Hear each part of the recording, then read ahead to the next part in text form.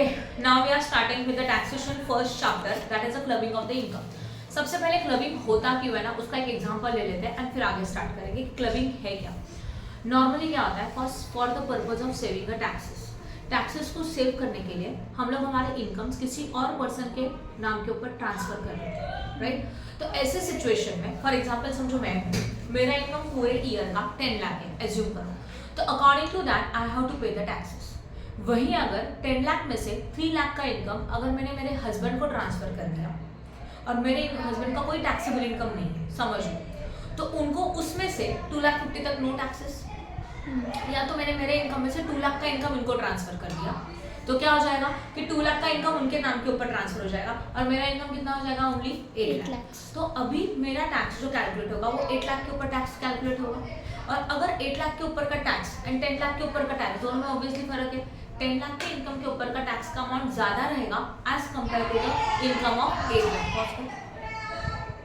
तो according to our example समझ लो mister A है, मिस्टर ए का टोटल इनकम है, एज्यूम कर लेते हैं 10 लाख. ओके, तो on this income they have to pay the taxes. Mister A को 10 लाख के ऊपर टैक्स पे करना पड़ेगा. वहीं अगर मिस्टर ए ने इसमें से थोड़ा इनकम मिसेस ए को ट्रांसफर कर दिया, समझ लो 2 लाख, तो मिस्टर ए के अकाउंट में टैक्सेबल हो जाएगा ओनली हाउ मच, 8 लाख. समझ में आ रहा है. तो अगर समझ लो मिसेस ए है और मिसेस ए का इसके पहले कोई टैक्सेबल इनकम नहीं है, तो ये 2 लाख के ऊपर टैक्स क्या हो जाएगा, नील. टैक्स क्या हो जाएगा, कंप्लीटली नील. मतलब इस 2 लाख के इनकम के ऊपर मिसेस ए के हेड के अंदर या तो मिसेस ए के लिए कोई टैक्सेस पे करने का जरूरत नहीं है, क्योंकि इसका इनकम लिमिट से कम है, राइट. समझ लो हमारा लिमिट है 2,50,000 का. लिमिट कितने का है, 2,50,000 का. ये अकॉर्डिंग टू स्लैब चेंज होता है. मतलब कोई भी पर्सन का अगर पूरे साल का इनकम 2,50,000 या तो उससे ज्यादा है तो उसको टैक्स पे करना है, 2,50,000 से कम है तो उसको टैक्स पे करने का जरूरत नहीं है. Now what is the income of Mrs A, 2 lakh, और इसका एक टैक्स क्या हो जाएगा, नहीं. एंड फिर ये 8 लाख के ऊपर अपना टैक्स गवर्नमेंट को पे करेगा. तो मिस्टर ए ने अपना टैक्स सेव किया. कैसे, उसने इनकम को स्प्लिट करके. तो ये नहीं होना चाहिए. ये इसके लिए एक क्लबिंग का चैप्टर हमारे पास है. समझ में आ रहा है. मतलब कोई भी पर्सन अपने टैक्सेस को सेव करने के लिए या तो टैक्सेस को बचाने के लिए इनकम को स्प्लिट कर सकता है, ट्रांसफर कर सकता है. तो गवर्नमेंट ने ये सब सोच के कुछ रूल्स बनाए हैं और क्या सिचुएशंस है तब आप ट्रांसफर कर सकते हो और ऐसी कौन सी सिचुएशंस है तब आप इनकम ट्रांसफर नहीं कर सकते, उसकी कंडीशन हमारे पास है. That is a clubbing of income. समझ में आया. तो इनकम को हम लोग क्या कर रहे हैं, क्लब कर रहे हैं. क्लबिंग का मतलब क्या करना, एक साथ एडिशन करना. That is known as a what, clubbing. ठीक है, ऊपर. देन अभी देखो ट्रांसफर ऑफ इनकम, पहला वाला हेडिंग क्या है चेक करो. Transfer of income without transfer of the assets. इसका सेक्शन है 60. पहले इसका मीनिंग समझ लो. हम लोग इनकम को ट्रांसफर कर रहे हैं बट वो इनकम जिस एसेट से जनरेट हुआ उस एसेट्स को हम लोग ने ट्रांसफर नहीं किया, राइट है. That is transfer of income without transfer of the assets. ठीक है, सेक्शन कौन सा रहेगा इसका, 60. मतलब क्या, rule is what, if any person transfer the income of any assets without transferring that assets itself, such income is to be included in the total income of the transferor. See, now we are having a two person. One is a transferor, another one is a transferee. Example बता दो. समझ लो यहाँ पे है mister A. Mister A का एक house property है. उस हाउस प्रॉपर्टी से, हाउस प्रॉपर्टी का वैल्यू 1 करोड़ है. हाउस प्रॉपर्टी का वैल्यू 1 करोड़ है. तो एसेट्स का वैल्यू कितना हुआ, 1 करोड़. अभी इस मिस्टर ए ने इस हाउस प्रॉपर्टी के 1 करोड़ के प्रॉपर्टी में से उसको रेंट मिला, तो रेंट इज रिसीव्ड, एज्यूम कर लो 1 lakh for the year per annum. Now mister A ने क्या किया, ये जो रेंट मिल रहा है 1 लाख का, ये रेंट उसने ट्रांसफर किया टू मिसेस ए. किसको ट्रांसफर किया, मिसेस ए को ट्रांसफर किया. क्लियर हो रहा है. क्या ट्रांसफर किया, रेंट ट्रांसफर किया 1 लाख का मिसेस ए को. अभी मिसेस ए को जो रेंट ट्रांसफर किया जा रहा है, रेंट से ट्रांसफर किया, प्रॉपर्टी मिसेस ए के नाम से किया है क्या, नहीं. इस सिचुएशन को बोलते हैं transfer of income without transfer of the assets.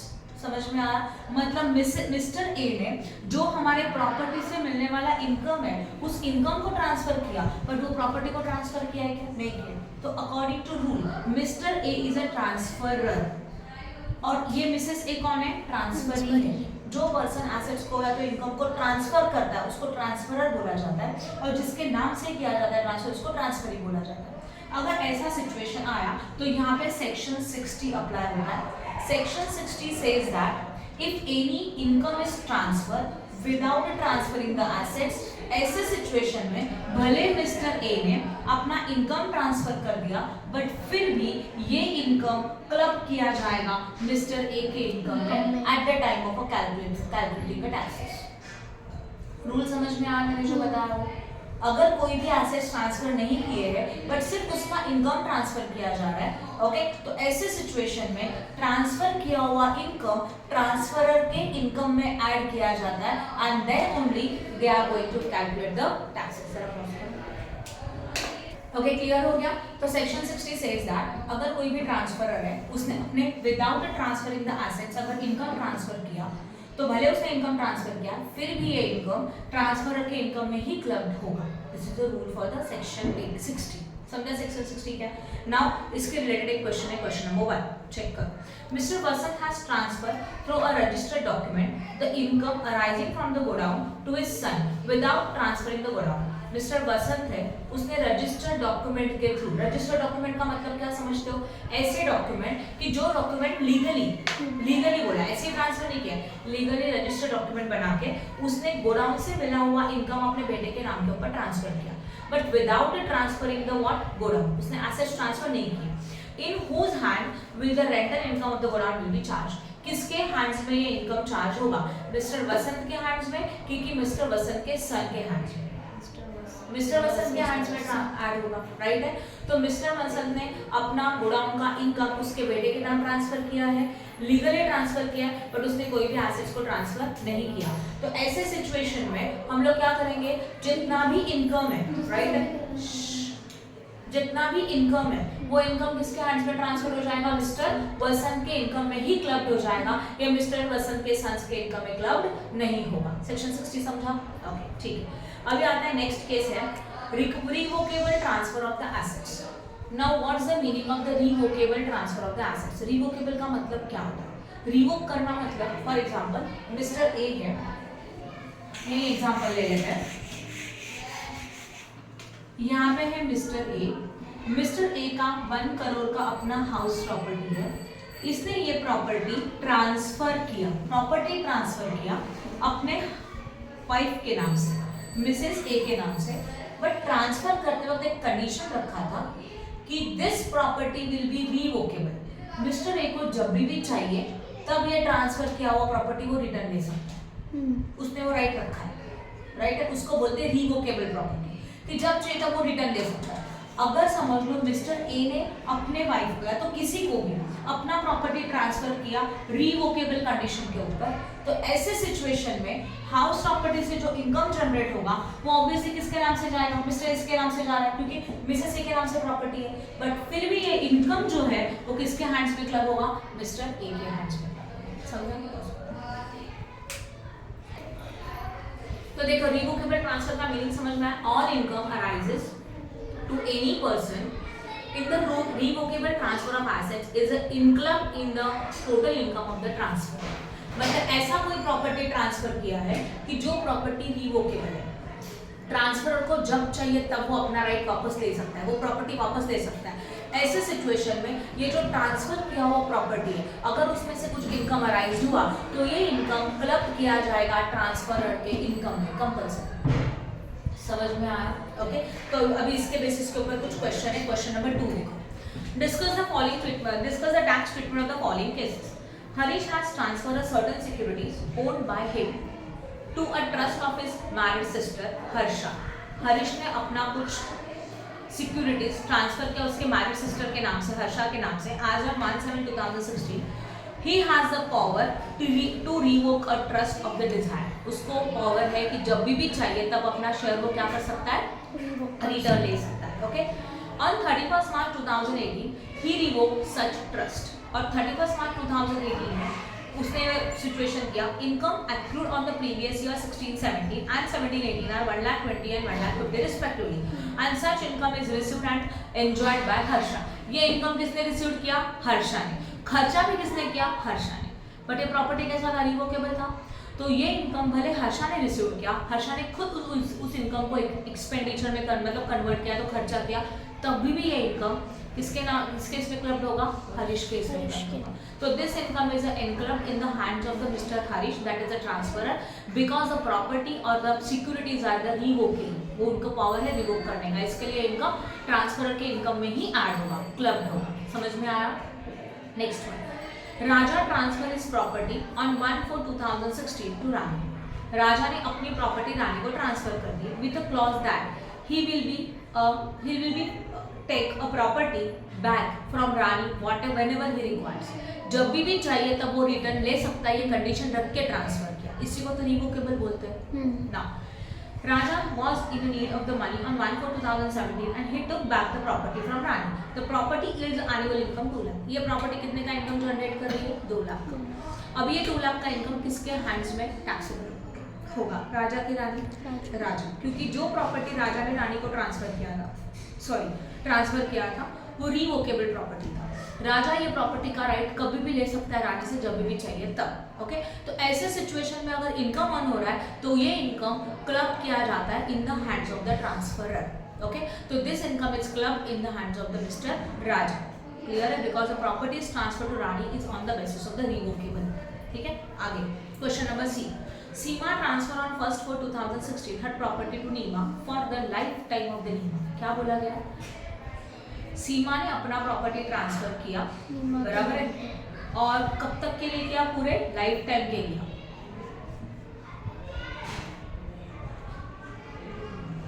हाँ, उसके बाद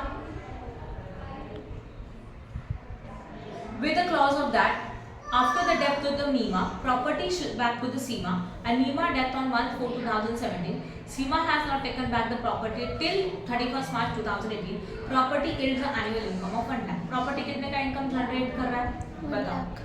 1 लाख का इनकम जनरेट कर रहा है। अब ये प्रॉपर्टी का इनकम किसके इसमें जाएगा? अभी यहाँ पे एक कंडीशन है। क्या कंडीशन है? सीमा ने प्रॉपर्टी ट्रांसफर किया नीमा को, बट क्लॉज क्या था? ये प्रॉपर्टी नीमा के डेथ के बाद सीमा को मिलेगा, तब तक ये प्रॉपर्टी किसका है? नीमा, राइट है। तो यहाँ पे डेथ के बाद बोला है, तो ऐसे सिचुएशन में इनकम क्लब नहीं होता। तो जो प्रॉपर्टी सीमा ने नीमा को ट्रांसफर किया था वो प्रॉपर्टी रिवोकेबल है, रिटर्न मिलेगा, बट नीमा के डेथ के बाद मिलेगा। जब तक वो जिंदा है तब तक वो प्रॉपर्टी नीमा का ही है। इसके लिए उस प्रॉपर्टी से जो भी इनकम जनरेट होगा वो नीमा के अकाउंट में ही जाएगा, वो सीमा के साथ क्लब्ड नहीं होगा। क्लियर हो रहा है? तो यहाँ पे इनकम क्लब नहीं होता क्योंकि प्रॉपर्टी को रिवोक करने का जो ड्यूरेशन है वो उसके डेथ के बाद का है। इसके the property is not club in the hands of the Seema. समझा कि नहीं समझा? नीमा डाइड, हाँ दिया है ना, और उन्होंने ये प्रॉपर्टी 18 तक टेकन ओवर नहीं किया था, मतलब उसके डेथ के बाद टेकन ओवर है। तो उसके पहले का इनकम ऑब्वियसली नीमा का खुद का रहेगा, सीमा के हैंड्स में क्लब नहीं होगा। समझा कि नहीं समझा? क्लियर है? तो हम लोगों ने अभी 2 कंडीशंस देखा। पहला कंडीशन क्या था? Without transfer of the assets income is transfer, then that income is clubbed in the hands of the transfer. वो इनकम ट्रांसफरर के इसमें ही टैक्सेबल होता है। ठीक है। Second condition is what? Assets are transfer but it is a transfer on the revocable basis. मतलब हम लोगों ने एसेट्स को ट्रांसफर तो किया बट जब चाहिए तब वो एसेट्स रिटर्न ले सकते हैं। ऐसे सिचुएशन में उस एसेट से जो भी इनकम जनरेट होता है वो इनकम हम लोग क्लब करेंगे ट्रांसफरर के इनकम। क्लियर हो रहा है? अभी आता है transfer irrevocable for a specified period. इसका मतलब क्या है? हम लोग ने ट्रांसफर तो किया बट ये ट्रांसफर क्या था? इररिवोकेबल था। इररिवोकेबल का मतलब क्या होता है? हम लोग ये प्रॉपर्टी को रिटर्न नहीं ले सकते। ऐसे ट्रांसफर को बोलते हैं इररिवोकेबल। ठीक है। तो ऐसे सिचुएशन में इनकम भी क्लब्ड नहीं होता क्योंकि वो प्रॉपर्टी रिटर्न नहीं ले सकते, मतलब मैंने वो प्रॉपर्टी परमानेंटली उसको ट्रांसफर कर दिया। समझ में आया? Any doubt in this? ठीक है। अभी देखो ट्रांसफर है, रिवोकेबल ट्रांसफर का उन्होंने मीनिंग एक्सप्लेन किया है। ट्रांसफर मतलब सेटलमेंट, ट्रस्ट, उसका जरूरत नहीं है। यहाँ तक समझा जो मैंने बताया?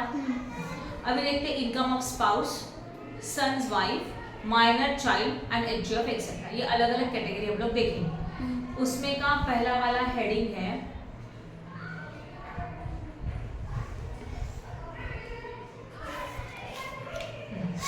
पेज नंबर जाओ 7 के ऊपर, remuneration form concern, section 64 subsection 1 clause 2।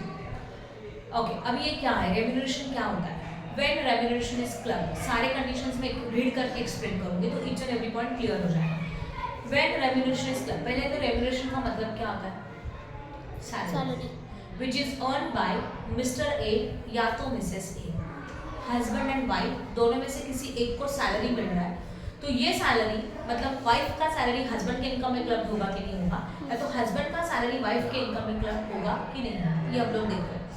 When remuneration is clubbed, normally remuneration is received by the spouse.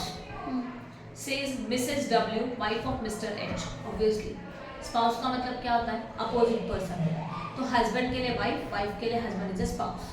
तो कौन सा remuneration club होने वाला है? If any remuneration received by spouse would be taxed in the hands of Mrs. W, however, such remuneration will be taxed in the hands of Mr. H when income arise directly or indirectly to W, the spouse of individual, by the way of the salary, commission, fees or any other income from the remuneration, whether in cash or in kind, and from a concern in which such individual has a substantial interest. देखो, तीन conditions हैं। क्या बोला है? Mrs W का remuneration, actually Mrs W मतलब Mrs W is a wife, W is a wife, okay. जो भी मिसेस डब्ल्यू है उसका रेम्यूनरेशन उसके खुद के हैंड्स में क्लब होना चाहिए, मतलब उसको खुद के लिए टैक्सेबल होना चाहिए, उसका इनकम किसी और के इनकम में क्लब नहीं होना चाहिए। बट नॉर्मली ये इनकम क्लब होता है, कब होता है? पहला तो अगर कोई भी इनकम अराइज हुआ डायरेक्टली और इनडायरेक्टली, डायरेक्टली और इनडायरेक्टली अराइज हो रहा है spouse of individual. Spouse of individual मतलब एक जो मेन इंडिविजुअल है उस इंडिविजुअल के स्पाउस को कुछ इनकम मिल रहा है डायरेक्टली या तो इनडायरेक्टली, पहला पॉइंट। उस इनकम में सैलरी आता है, कमीशन आता है, फीस आता है, एनी अदर रेम्यूनरेशन आता है, वो कैश में भी मिल सकता है, इन काइंड्स में भी मिल सकता है। इन काइंड्स मतलब चीज़ों में, गुड्स के फॉर्म में, ये भी हो सकता है। And important point is what, when that individual having a substantial interest, उस इंडिविजुअल का सब्सटैंशियल इंटरेस्ट है। अभी सब्सटैंशियल इंटरेस्ट को हम लोग बोलते हैं एसआई, क्या बोलेंगे शॉर्ट में? SI. If any individual having a substantial interest, अभी सब्सटैंशियल इंटरेस्ट क्या है वो बाद में बताओ, पहले क्या बता? If any individual having a substantial interest, in that situation, उस इंडिविजुअल के स्पाउस का इनकम इंडिविजुअल के इनकम में क्लब किया जाए। समझा मैंने क्या बताया? सेंटेंस को कंटिन्यू कर लो। Income means remuneration, salary, commission, fees. If this income is earn by individual spouse, किसी भी इंडिविजुअल के स्पाउस ने ये इनकम अर्न किया और उस इंडिविजुअल का सब्सटैंशियल इंटरेस्ट है, तो अगर इंडिविजुअल का सब्सटैंशियल इंटरेस्ट है तो इंडिविजुअल के इनकम में उसके वाइफ का इनकम, उसके स्पाउस का इनकम ऐड किया जाता है, क्लब किया जाता है, ओके। और एक बार बता रही, इंडिविजुअल का सब्सटैंशियल इंटरेस्ट है मतलब इंडिविजुअल का एसआई अगर है तो उस इंडिविजुअल के स्पाउस का इनकम इंडिविजुअल के इनकम में क्लब किया जाता है। क्लब करना मतलब ऐड करना, ठीक है। अब एसआई मीन्स व्हाट वो भी देखेंगे, ठीक है। उसके पहले देखेंगे when remuneration is not club, ये रेम्यूनरेशन सैलरी क्लब कब नहीं होगा, मतलब एक साथ ऐड कब नहीं होगा। Remuneration is solely attributed to the application of the technical and professional knowledge and the experience possessed by the spouse or not club. मतलब क्या, कोई भी स्पाउस है उसको जो रेम्यूनरेशन मिल रहा है ना वो उसके खुद के नॉलेज के ऊपर मिल रहा है, खुद के टेक्निकल प्रोफेशनल नॉलेज के ऊपर मिल रहा है, तो ऐसे सिचुएशन में ये इनकम उसके हस्बैंड के या तो वाइफ के इनकम में क्लब्ड नहीं होता। समझ में आ रहा है? जैसे कि मिसेस ए खुद इंजीनियर है और वो इंजीनियरिंग का काम कर रही है, एज ए इंजीनियर वर्क कर रही है और उसका नॉलेज भी इंजीनियरिंग फील्ड में है, तो ऐसे सिचुएशन में उसको मिलने वाला सैलरी क्लब नहीं होगा because she is earning on the basis of her professional education. समझ में आ रहा है? मतलब कोई भी स्पाउस जो भी है उसका अर्निंग, स्पाउस में हस्बैंड भी आता है, वाइफ भी आती है, उसका अर्निंग, उसका रेम्यूनरेशन, कमीशन, फीस, उसका खुद के नॉलेज के ऊपर अगर वो अर्न करिए तो इनकम क्लब नहीं है। क्लबमध्ये पण तर वाईफ स्वतःची म्हणजे सॅलरी घेते तर ती तिच्या नॉलेजनेच घेते ना? नहीं ना, अभी सिचुएशन आगे आएंगी ना, शायद नहीं ले रही हो तो कंडीशन ने क्या डाल के रखा है? इंडिविजुअल इज देयर, इंडिविजुअल मतलब समझ लो एक पर्सन है, उसका अगर सब्सटैंशियल इंटरेस्ट है तो उसके स्पाउस का इनकम क्लब होता है। बट क्लब कब नहीं होता? अगर उसके स्पाउस का इनकम खुद के नॉलेज के बेसिस के ऊपर है तो वो इनकम क्लब नहीं होता। सिचुएशन समझा दोनों? तीसरा point is what, whose remuneration is a club। अभी देखो रेम्यूनरेशन कब क्लब होगा? Remuneration to the spouse is to be club. Spouse का रेम्यूनरेशन क्लब होता है। स्पाउस का मतलब होता है मैरिज पार्टनर, कंपल्सरी, राइट है? That is either the husband or wife. दस W that is a spouse of H is a spouse of W. Obviously husband के लिए spouse W है, मतलब husband के लिए wife है, wife के लिए husband है. Relationship of the husband and wife should be exist at the time of the accrual of the income, and relationship must be arise out of the legal marriage. उन्होंने husband wife का definition clearly बता दिया है कि husband wife तब माने जाएंगे जब उनका लीगली मैरिज हुआ है. तो अगर उनका लीगली मैरिज नहीं हुआ तो वो एक दूसरे के लिए स्पाउस नहीं है. ओके. और इनकम जब क्लब किया जाएगा उस टाइम पे भी उनके बीच में वो रिलेशनशिप एग्जिस्ट होना चाहिए. अगर वो डाइवोर्सी पर्सन है तो इनकम क्लब करने का कोई चांस नहीं होता. ये पॉइंट समझ में आया.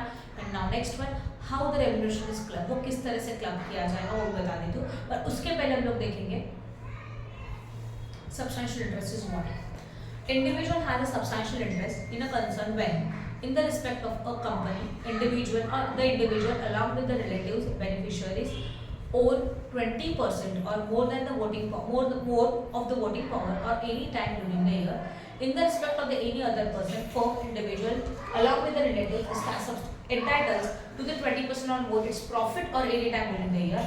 And relative means husband, wife, brother and sister or any lineal ascendant and descendant of the individual. ठीक है. अब SI क्या होता है मैं एक्सप्लेन करूँ. Substantial interest is what. ध्यान दो, अगर समझ लो मिस्टर ए है, मिस्टर ए का समझ लो किसी कंपनी में जो वोटिंग राइट है, वोटिंग राइट मतलब समझते हो ना, वोटिंग राइट जो है वो 20% या तो उससे ज्यादा है. ओके. मिस्टर ए का किसी कंपनी में, किसी फर्म में, कंपनी के लिए वोटिंग राइट एंड फर्म के लिए प्रॉफिट का शेयर अगर 20% या तो उससे ज्यादा हो तो we can say that Mr A is having a substantial interest. उनका सब्सटेंशियल इंटरेस्ट है, मतलब उनका वोटिंग पावर है 20 या तो उससे ज्यादा, या तो किसी पार्टनरशिप फॉर्म में उनको जो प्रॉफिट मिलता है वो 20% या तो उससे ज्यादा मिल रहा है, तो they are having a SI. ये समझ में आया. अच्छा, अभी और एक बात, मिस्टर ए का इंडिविजुअल का नहीं देखा जाता, उसके रिलेटिव का भी देखा जाता है. तो if Mr A with their relative, Mr A का उनके रिलेटिव के साथ जब जो वोटिंग पावर है, प्रॉफिट का शेयर है वो 20 से ज्यादा है, तो they are having a substantial interest. Okay. अब रिलेटिव में कौन कौन आता है? Husband, wife, brother, sister or any lineal ascendant or descendant. Lineal मतलब उनके वंशावली बोलते हैं ना, उसमें जो आता है वो बराबर, ये सब रिलेटिव में आता है. मतलब समझो मिस्टर ए है, मिस्टर ए का खुद का 8% है, उसके भाई का 12% है, 12 + 8 कितना हो गया? 20. तो मिस्टर ए एंड मिस्टर और उसका मिस्टर भी ब्रदर है, वो दोनों रिलेटिव हो गए. तो अगर दोनों का मिलके भी 20% हो रहा है then only Mr A is having a substantial interest. समझ में आया? In short voting right assume कर लो, बराबर ना. समझ लो मिस्टर ए का उसका खुद का वो रिलेटिव मिलके सबका वोटिंग राइट 20% तो उससे ज्यादा है, तो he is having a substantial interest. Okay, ये समझा? वोटिंग राइट मतलब कंपनी में जो डिसीजंस लेते हैं उसका जो शेयर है वो 20% या 20% से ज्यादा है. रिलेटिव्स एकाच कंपनीमध्ये हो सकता है ना, हाँ, उसी कंपनी में. ऑब्वियसली किसी भी एक कंपनी में वो खुद और उसके रिलेटिव मिलके सबका मिलके अगर जो वोटिंग परसेंटेज है वो 20 या 20 से ज्यादा है तो that individual having the SI. ये समझ में आया? क्योंकि वो तो ओनर बन गया ना फिर कंपनी का. ओके. अब समझ लो ये मिस्टर ए इंडिविजुअल मानते हैं इसको इंडिविजुअल समझते हैं. इस इंडिविजुअल के लिए स्पाउस मतलब मिसेस ए.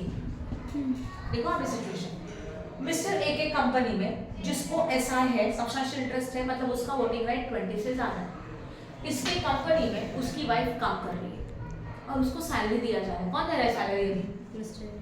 मिस्टर ए अपनी कंपनी से दे रहा है, मिसेस ए को सैलरी दे रहा है, रेम्युनरेशन दे रहा है. और अगर ये रेम्युनरेशन इसको मिला, समझो he is working as accountant, she is working as accountant. वो क्या काम कर रही है? अकाउंटेंट का काम कर रही है और उसका एजुकेशन हुआ है BA. अब मिसेस ए को अकॉर्डिंग टू BA कोई नॉलेज है अकाउंटेंट का, फिर भी वो काम कर रही है, उसको रेम्युनरेशन मिल रहा है, तो मिसेस ए को मिलने वाला रेम्युनरेशन मिस्टर ए के इनकम में क्लब हो जाएगा, because Mrs A not having any professional knowledge और क्वालिफिकेशन. फिर भी वो अपने हस्बैंड के कंपनी में काम करे, इसके लिए उसको एक्स्ट्रा रेवोल्यूशन मिल रहा है, तो वो इनकम उसके अपने हस्बैंड के इनकम में ऐड किया जाता है। ये रिवर्स भी होता है, ये वाइफ हो सकती है, हस्बैंड हो सकता है, कोई प्रॉब्लम नहीं है। क्लियर हो गया?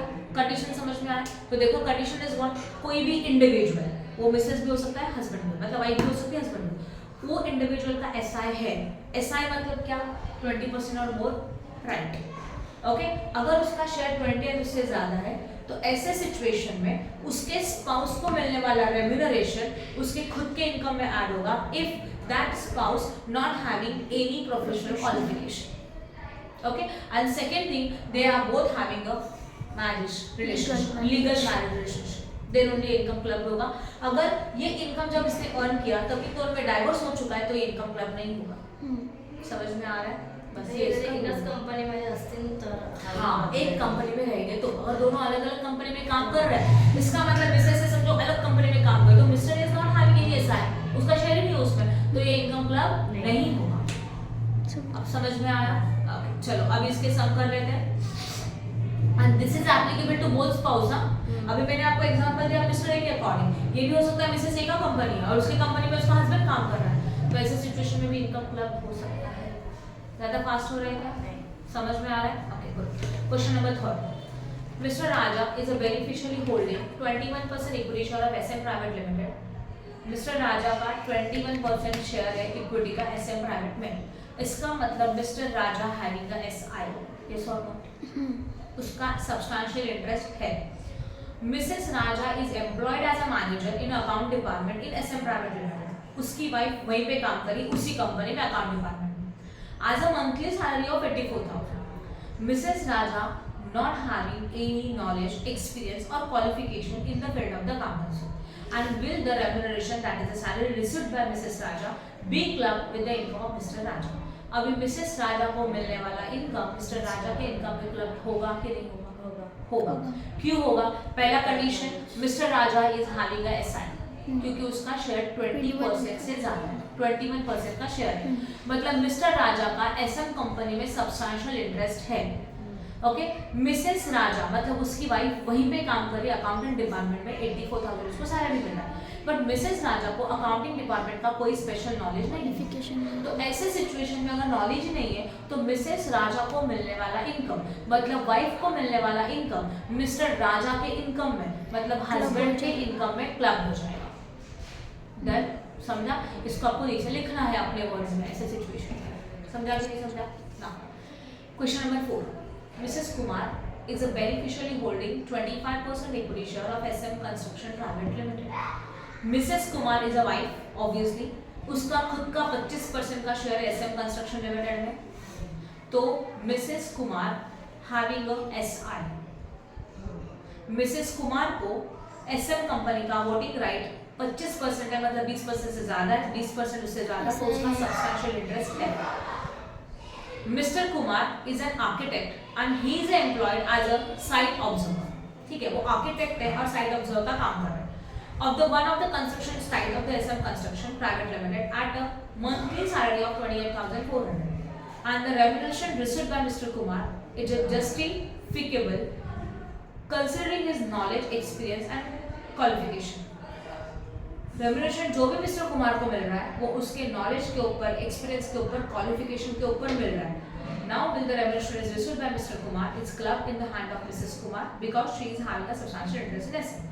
उसका ऐसा है बट ये इनकम क्लब होगा क्या? नहीं होगा। सी, मिसेस कुमार हैविंग एसआई, उसका सब्सटेंशियल इंटरेस्ट है, मतलब वोटिंग राइट 20 से ज्यादा है, बट मिस्टर कुमार जो जॉब कर रहे हैं उसमें उनका खुद का एक्सपीरियंस है, राइट है, उसमें उनका खुद का नॉलेज है, प्रोफेशनल नॉलेज है, तो ऐसे सिचुएशन में मिस्टर कुमार जो पैसा अर्न कर रहे हैं वो इनकम उनके वाइफ के इनकम में क्लब्ड नहीं होगा। Done? Okay, now question number 5, Mr. Dilwala, who passed FY Art examination of the Mumbai University, works at, sorry, Mrs. Dilwala, not Mr. Dilwala. Mrs. Dilwala, who has passed the FY Art examination of the Mumbai University, work as a receptionist at her husband's Dr. Dilwala's art clinic. Dr. Dilwala claims that her salary should not be clubbed with his professional income on the other ground. On the following grounds. मतलब देखो Mrs दिलवाला उसके husband के clinic में as a receptionist काम कर रही है, but वो डॉक्टर नहीं है क्योंकि उसका एजुकेशन क्या है, FY art examination, FY BA में उसका एग्जामिनेशन है, ठीक है। मिस्टर दिलवाला सेज दैट, मिस्टर दिलवाला ये कहता है कि मेरे वाइफ का इनकम मेरे प्रोफेशनल इनकम में ऐड नहीं होना चाहिए। अभी उसने कुछ कंडीशंस रखे, कुछ सिचुएशन बताए, और वो बोलता है कि इन सिचुएशन की वजह से इनकम क्लब नहीं होना चाहिए। क्या क्या सिचुएशन है देखो, the provision do not apply for the professionals concern. वो बोलता है कि ये प्रोविजन प्रोफेशनल को अप्लाई नहीं करता, ये उसका पहला ग्राउंड है, मतलब इस बेसिस के ऊपर वो चाहता है कि इनकम क्लब नहीं होना चाहिए। B is what the provision do not apply to the sole proprietary concern where the individual is entitled to the 100% share of the profit। वो ये भी कहता है कि सोल प्रोप्राइटरी कंसर्न है जहाँ पे उसका खुद का राइट 100% है, वहाँ पे अप्लाई नहीं होना चाहिए। बट ये सही है क्या? 20% वालों को अप्लाई होता है तो 100% वालों को क्यों नहीं होगा? राइट है, ये उसने रीजंस अपने ये केस दिखा है कि ये रीजंस है मेरे। And the provision do not require that spouse must possess a technical and professional qualification. Do you agree with this argument? Agree करते हो क्या? Obviously no, right है। उसका पहला पॉइंट है कि उसके वाइफ को क्वालिफिकेशन नहीं है। हाँ, तो क्वालिफिकेशन नहीं है तो इनकम क्लब होता है, पहला पॉइंट। दूसरा पॉइंट, वो इसका कहना है कि वो सोल प्रोप्राइटरशिप है तो उसका 100% शेयर है। तो अगर सोल प्रोप्राइटरशिप है मतलब 100% शेयर है, मतलब ये तो 20 से ऑब्वियसली ज़्यादा है, तो इस ग्राउंड के ऊपर भी इनकम क्लब होना चाहिए। और उसको कोई क्वालिफिकेशन नहीं है तो इनकम तो क्लब होना चाहिए। तो हम लोगों को नीचे बस लिखना पड़ेगा कंसर्न इंक्लूड्स एनी, मतलब देखो उन्होंने क्या बोला है कंसर्न में। अभी वो कहता है कि ये बिजनेस नहीं है, प्रोफेशन है, तो जब वो लोग वर्डिंग यूज करते हैं कि this rule is applicable for the concern, तो concern means business as well as profession, business और प्रोफेशन दोनों आता है। तो आपको पॉइंट नंबर 1 में लिखना है concern includes any type of the establishment carry on as a business और प्रोफेशन, दोनों के लिए रूल अप्लाई है। Second is what? Substantial interest also include 100% share for the individual for the sole proprietorship। मतलब जब हम लोग बोलते हैं सब्सटेंशियल इंटरेस्ट तो इसमें कंपनी में कितना परसेंट है? 20% है। पार्टनरशिप फॉर्म में भी 20 है क्योंकि वो खुद प्रोप्राइटर नहीं होता अकेले, बट सोल प्रोप्राइटर में वो खुद अकेले प्रोप्राइटर होता है, तो उसमें तो 100%, तो वो भी सब्सटेंशियल इंटरेस्ट में आता है। Okay. And third point, professional qualification जो है वो कहता है कि मेरे वाइफ को FY आर्ट्स का क्वालिफिकेशन है, बट ये क्वालिफिकेशन इसका प्रोफेशनल क्वालिफिकेशन नहीं है, राइट है। तो इसके बेसिस के ऊपर मिसेस दिलवाला का इनकम क्लब किया जाएगा उसके हस्बैंड के इनकम में under section 64 subsection 1 clause 2। Done? समझा कि नहीं? नाउ क्वेश्चन नंबर 6 के अंदर 6 पॉइंट्स है। कंडीशन समझ लो। Mrs Shah is a employ of the A limited.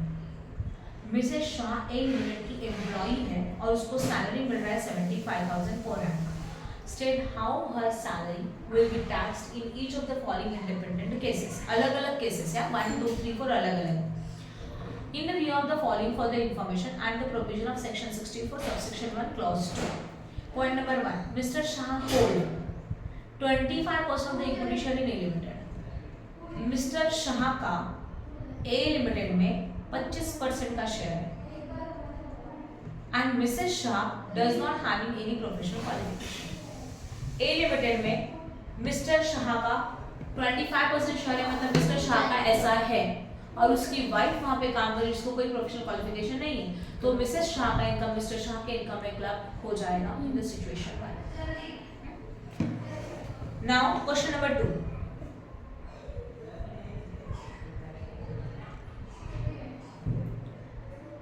Question number 2, mister Shah, point number 2 में मिस्टर शाह होल्ड्स 25%। कॉल आया, एरोप्लेन पर ऑन करना भूल गई मैं, रुको।